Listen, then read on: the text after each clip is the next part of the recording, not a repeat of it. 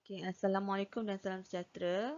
Yang ini adalah video 6.2 part yang kedua. Okey, masih lagi equilibrium constant iaitu kita akan discuss mengenai Kp dan Kc lagi sekali. Cuma Madam nak recall je for the Kp gaseous system, Kc untuk gases and aqueous system. Solid and liquid excluded from the Kp and Kc expression. Itu take note Okey, Madam dah ulang balik semula lah. Dari kali ketiga dah ulang. Okey, terus tengok. So, kita dah cover definition for the homogeneous and heterogeneous equilibria. Kita dah buat deduction and writing the expression for the Kc and Kp. Untuk video part yang kedua ni, Madam nak explain about the derivation and the usage of the equation Kp equals to Kc RT delta N, and then how to use it in the problem solving. Ni okey. So tengok kat sini, Kc versus Kp, equation to solve the equilibrium problems that relate the Kp and Kc is Kp equals to Kc RT delta N. Delta N refer to the change in mole. Perubahan. Change in mole. Kp equilibrium constant in pressure. Kc equilibrium constant in concentration. R. What is the R value? R value is the ideal gas constant. What is the value for the R? 0.08206. Ingat lagi tak? Liter ATM per mole per Kelvin. Masih lagi gunakan the same value of R from the subtopic 5.1. So T is temperature and the temperature must in Kelvin. Mesti dalam unit Kelvin. Kalau soalan tu bagi dalam degree Celsius, so maksudnya pelajar kena convert to Kelvin. Okay. So hints kat sini, how to derive the equation, mesti using the Kc expression and Kp expression. Yang ni dah Madam dah ajar dah from the part 1 punya video. How to write the Kc and Kp expression. Kc kita gunakan bracket for the concentration. Kp kita gunakan P for the pressure symbol. So by using these two expression, kita boleh derive the third equation. Let's see lah, Kc expression kita ni adalah first equation. Kp expression is the second equation. Okay? So how to derive the third equation by using the first and second equation? So mesti tahu nak derive So dekat sini hint dia kena gunakan Kc dan Kp. Satu lagi nak gunakan apa? Kalau awak fikirkan logik nak gunakan apa? Kan kita gunakan ideal gas constant iaitu R equals to 0.08206 liter ATM per mole per Kelvin. Mesti ada gunakan persamaan ideal gas equation iaitu PV equals to nRT. So macam mana nak relatekan PV equals to nRT dengan awak punya Kc and Kp kat atas ni? Cuba fikirkan idea. How to relate the PV equals to nRT with the Kc and Kp expression. Kalau tengok Kp senang lah. Kp awak ada pressure kan? Pressure. So pressure of C mestilah sama dengan P kat sini. Betul. So how to relate the concentration of C? Menggunakan PV equals to nRT. Kalau PC kita boleh relate dengan P kat sini. Kalau kita nak relatekan concentration C, nak gunakan apa? What is the formula for the concentration? Concentration formula is number of mole divided by volume. Betul tak? So gunakan formula concentration dengan PV equals to nRT to derive the new equation. So sebagai contoh, Madam ajar. So based on the Kc and Kp expression. Okey, contoh saya ada Kc sama dengan tadi concentration of C to the power of C, concentration of D to the power of D divided by reactant A to the power of A multiple by B to the power of B. Kp pula is equals to pressure of C to the power of C multiple by pressure of D to the power of D divided by pressure of A to the power of A multiplied by pressure of B to the power of B. Okay, so by using the PV equals to nRT, PV equals to nRT. Betul? Di mana how to calculate the pressure of A? Katakanlah nak kira pressure of A. So how to calculate the pressure of A here? By using the ideal gas equation sama dengan mole of A times R times T, betul? Divide by volume, betul tak? Di mana number of mole divide by V. Okey, formula molarity. M awak iaitu mole divide by volume. Ingat tak? M besar ni adalah molarity awak, betul tak? And then chapter 6 dah belajar dah. Molarity simbol dia apa? Simbol dia adalah bracket ni. Bracket ni menunjukkanlah simbol untuk concentration, iaitu simbol untuk molarity M, ataupun boleh gunakan bracket. So saya replace mole of A divide by V as the concentration of A. RT kekal lah. So inilah pressure of A awak. Same for the pressure of B. So how to calculate the pressure of B? Sama lah kan? So akan dapat pressure of B sama dengan mole of B divide by volume. Mole of B divide by volume multiplied by R and T. Betul tak? So mole of B divide by V is equals to the concentration of B, RT. This one is the pressure of B. Okay, next. How to write the pressure of C? Concentration of C multiple RT. Pressure of D equals to concentration of D RT. Yang C dengan D ni tak tunjukkan dia punya derivation. Sebab sama je kan. NA over volume RT. So dapat concentration of A. So untuk C dengan D samalah. PC sama dengan NC divide by V. So dapatlah concentration of C. So by using this pressure term yang kita relatekan dengan kita punya ideal gas equation, ada 4 term of pressure here, iaitu pressure of A, pressure of B, pressure of C and pressure of D. Substitute into the Kp expression. Okay, substitute all these formula for the pressure of each gas to the Kp formula, iaitu Kp is equals to, sorry, saya tak muat nanti. So, kita relate dengan kita punya Kp expression. Kp is equals to pressure of C. What is the value for the pressure of C tadi? Pressure of C awak adalah concentration of C RT, betul? So, kuasa C kan? Maksudnya, all these things to the power of C.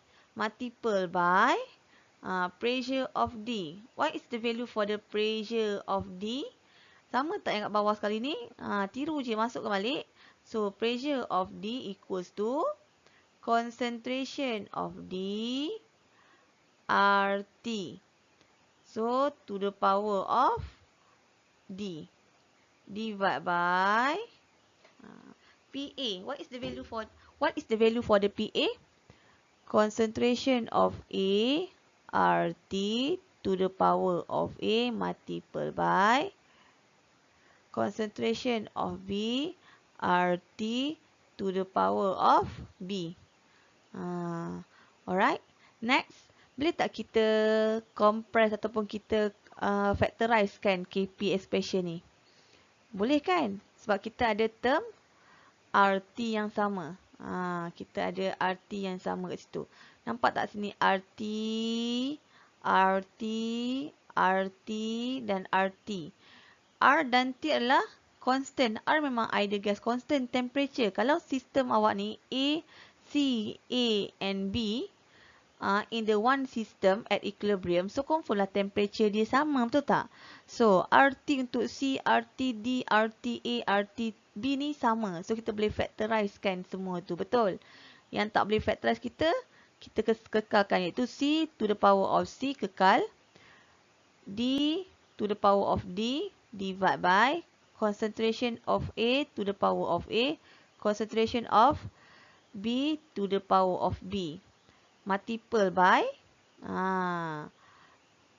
RT kurungan kan, di mana RT kita ni dia ada C, D.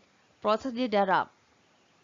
A dan B proses dia darab.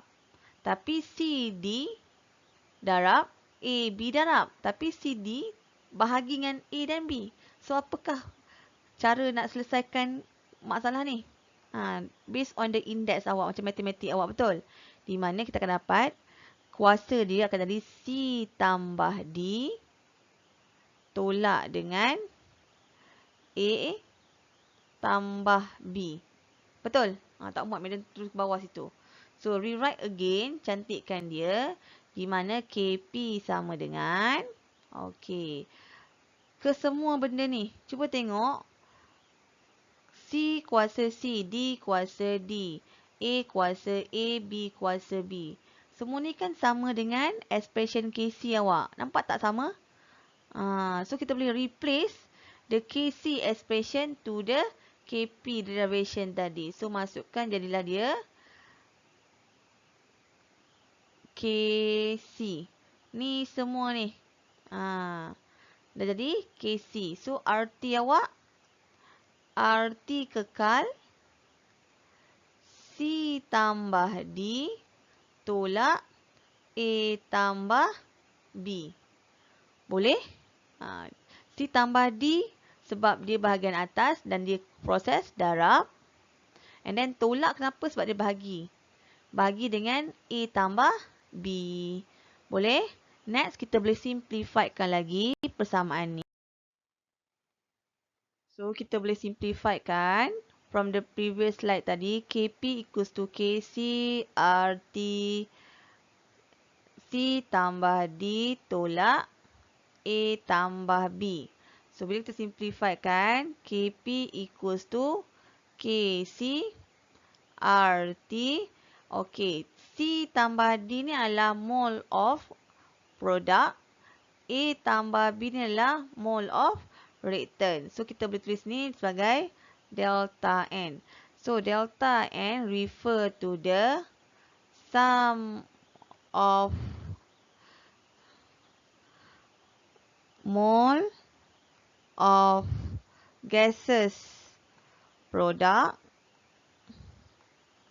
tolak dengan sum of hasil tambah mole of gases reactant.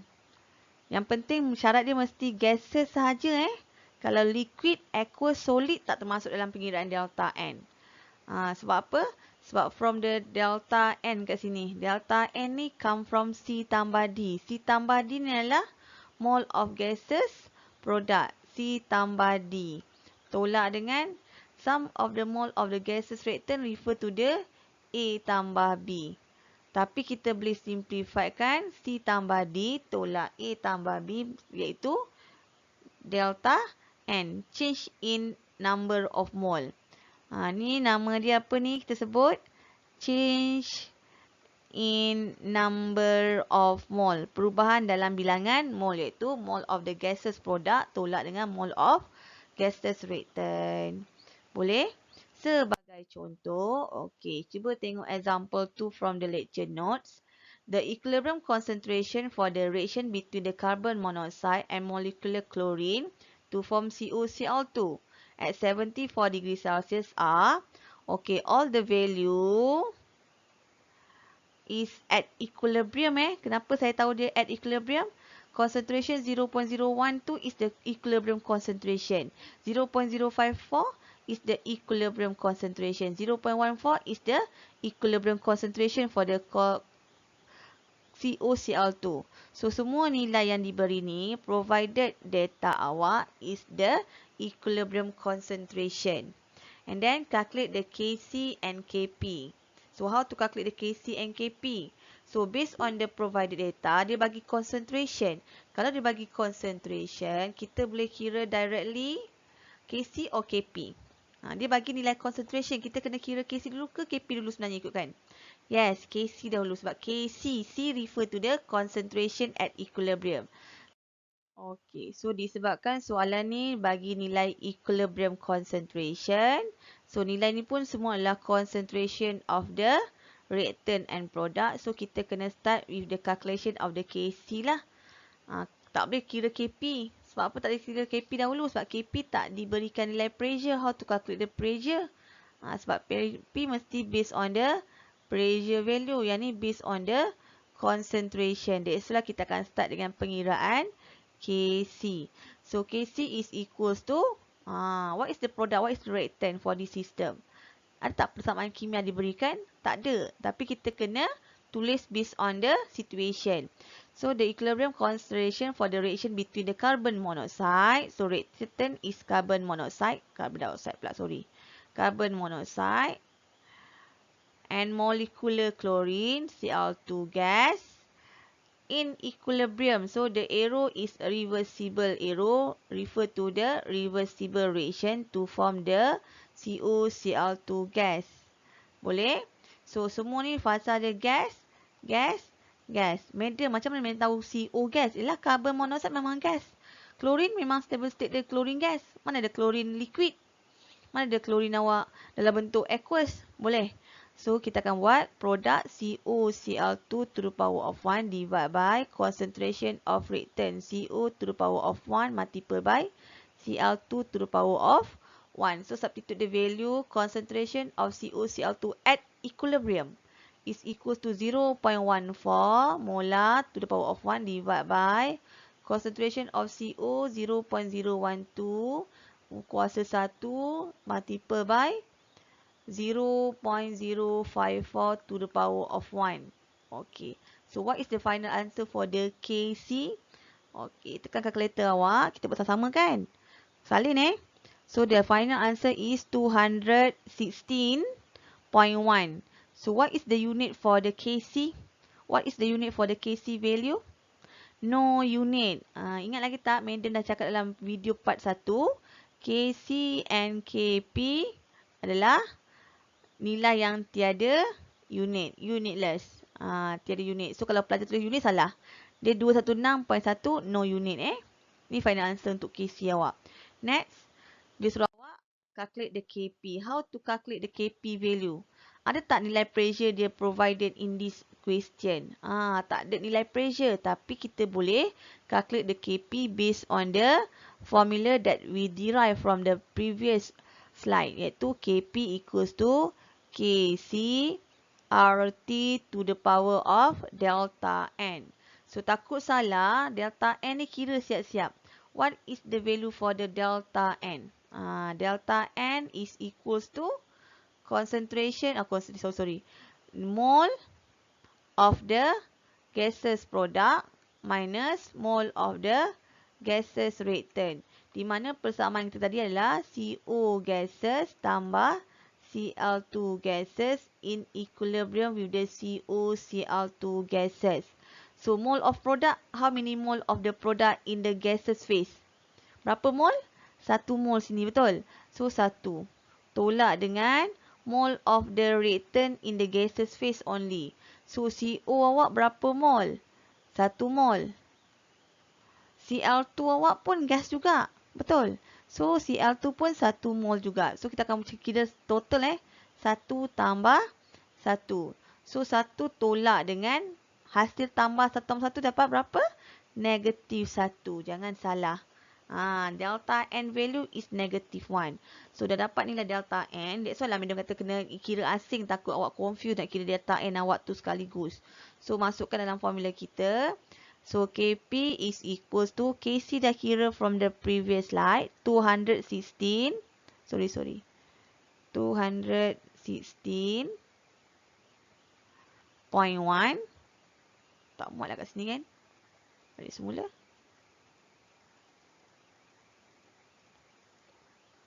Kita bawah sikit. So, Kp is equals to 216.1 multiple by R value is the ideal gas constant 0.08206. Bila tahu dalam nota kuliah awak dia gunakan 0.0821 kan? Tukar. Kita gunakan 0.08206 multiple by temperature. What is the value for the temperature? 74 degrees Celsius. Boleh kita directly substitute to the formula for the temperature. Temperature must in Kelvin unit. So tambah dengan 273.15. Dapat berapa kat situ? Cuba tekan. Dapat 347.15 Kelvin. So masukkan nilai tersebut 347.15 Kelvin to the power of negative 1. Sorry. To the power of negative 1. Boleh Negative 1 ni bukannya untuk temperature dia tahu. Untuk R dan T mesti bracketkan R dan T awak ni. Sebab both of R and T value must to the power of minus 1. So what is the final answer? Tekan mesti betul. Negatif 1 ni macam mana nak tekan kuasa negatif 1 So dapat jawapan akhir awak 7.584. What is the unit for the KP? What is the unit for the KP? No unit. So jawapan akhir awak nilai sahaja. Okay? So nampak tak how to use the KP, KC and the derivation for the KP that relate with the KC?